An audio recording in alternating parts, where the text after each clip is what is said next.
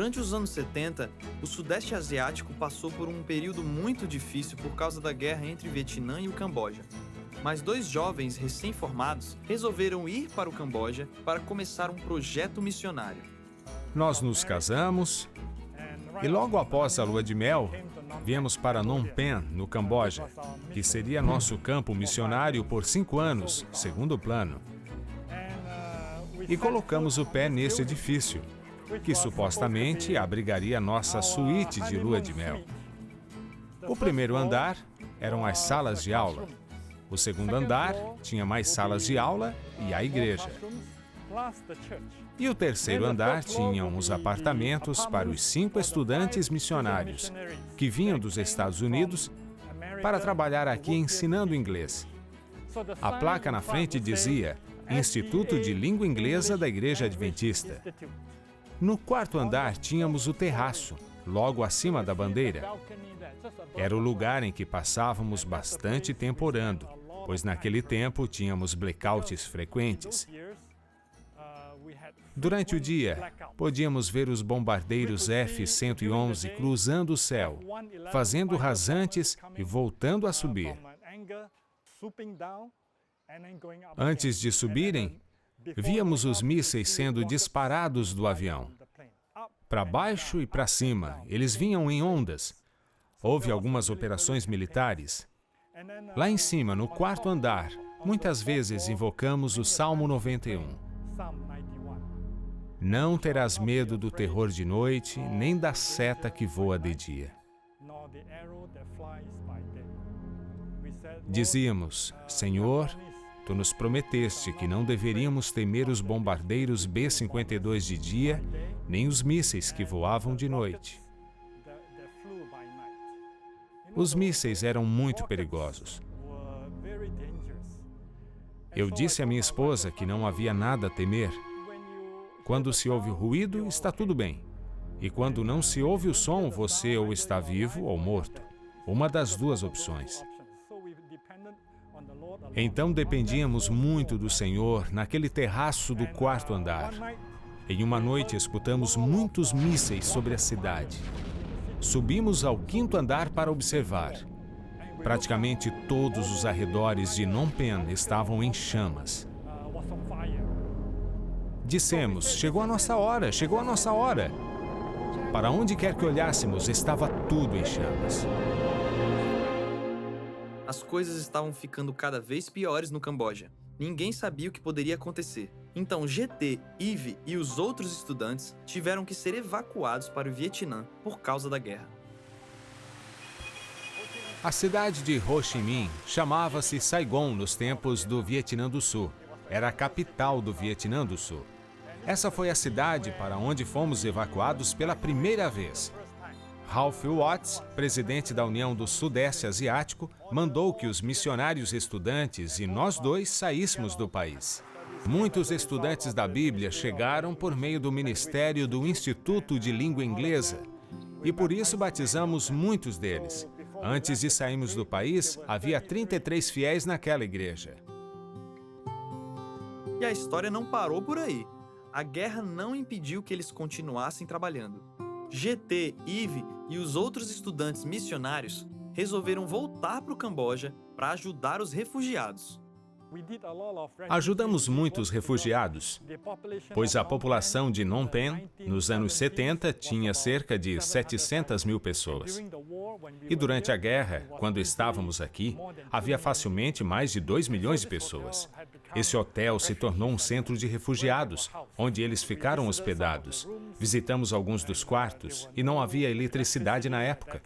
Vimos que os quartos estavam lotados. Era escuro, estava cheio de fumaça. Mulheres, homens, crianças, talvez 15, 17 pessoas num quarto pequeno. Eles conseguiram roupas e arroz para os refugiados, mas a situação continuou piorando. GT, Eve e os estudantes missionários foram evacuados várias vezes de volta para o Vietnã, e sempre que voltavam para o Camboja, a situação piorava mais. Aconteciam bombardeios dos F-111 durante o dia e dos caça B-52 durante a noite. Muitas vezes estávamos dormindo e caíamos da cama com um tremor. Era mais que um pesadelo. Então orávamos ao Senhor para que mesmo que 1000 caíssem à esquerda e 10.000 caíssem à direita, que Deus preservasse nossas vidas por algum motivo.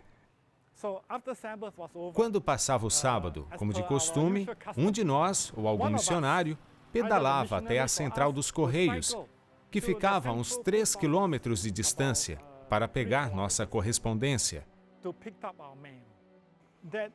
Naquela noite, um dos missionários foi e voltou com um monte de cartas e um telegrama. O telegrama vinha de Bangkok. E ele dizia: todos os 5 saiam daí imediatamente. Só tinham sobrado 3 missionários e mais nós 2, então éramos 5. Foi enviado pelo diretor de educação da Missão da União do Sudeste Asiático, o pastor Milton Thorman. Milton Thorman estava visitando Bangkok e teve a impressão durante todo o sábado que algo deveria ser feito pelos missionários em Phnom Penh. Então, por conta própria, sem ação do Comitê de Singapura, ele nos mandou embora. No aeroporto, tínhamos que nos esconder em bunkers. Corríamos de um bunker para o outro, até chegarmos o mais perto possível da aeronave. Então corríamos até a aeronave. Aterrissamos em Bangkok muitas horas depois. Sempre que havia uma tempestade em Bangkok, nos jogávamos no chão, porque instintivamente, por 2 anos, era o que fazíamos. 2 semanas depois, o Khmer Vermelho invadiu e tomou conta de Phnom Penh e do Camboja. Foi uma época cruel e terrível na história do país. Cerca de 2 milhões de pessoas morreram em prisões ou campos de concentração.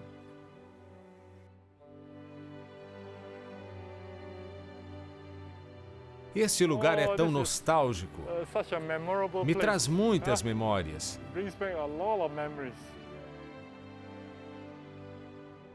Muitos de nossos fiéis foram mortos em razão das tentativas de ir de Phnom Penh até a fronteira com a Tailândia ou a fronteira com o Vietnã. Recebi esta carta de um dos primeiros membros da igreja que conseguiu escapar de Phnom Penh. Eu oro dia e noite, não pedindo a Deus que conceda pedidos egoístas, mas simplesmente pedindo a Ele que, de alguma forma, todos os membros no Camboja consigam se reunir. Será uma grande alegria. E que júbilo será quando Jesus voltar. O pioneiro poderá ver os 33 membros que foram batizados e que permanecerão fiéis a ele até o final. E uma nova igreja surgiu daquela tragédia. Hoje temos uma igreja forte no Camboja. Temos uma missão como escola e muitas atividades. Agradecemos a Deus pela oportunidade de servir a Ele.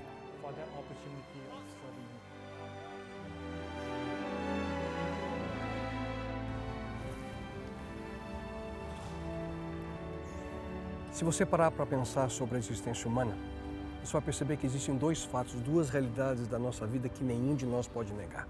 Em primeiro lugar, a realidade é que a nossa vida é temporária e incerta. Acredito que com a experiência da vida você já aprendeu que as circunstâncias da nossa existência são totalmente incertas e passageiras. Mesmo o nosso sofrimento, não importando quão duro possa ser, vai ter um fim.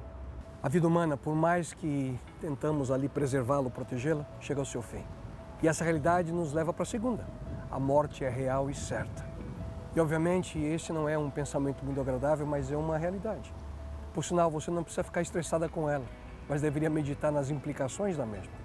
Mais cedo ou mais tarde, se Deus não interferir na história humana, conforme Ele prometeu e certamente cumprirá, todos nós morreremos. Portanto, somente um tolo viveria a sua vida sem se preparar, sabendo que a morte é uma realidade inevitável. Mas o que esses 2 fatos sobre a vida humana têm que a ver com a missão? Simples. Acompanhe o raciocínio. Para que pudéssemos ter esperança mesmo em meio a essas 2 realidades, Deus enviou o seu Filho, Jesus Cristo, como uma pequena criança na noite ali do primeiro Natal. Porque, como afirma as Escrituras, Deus, que é rico em misericórdia pelo grande amor com que nos amou, deu-nos vida com Cristo, quando ainda estávamos mortos em transgressões, pela graça vocês são salvos.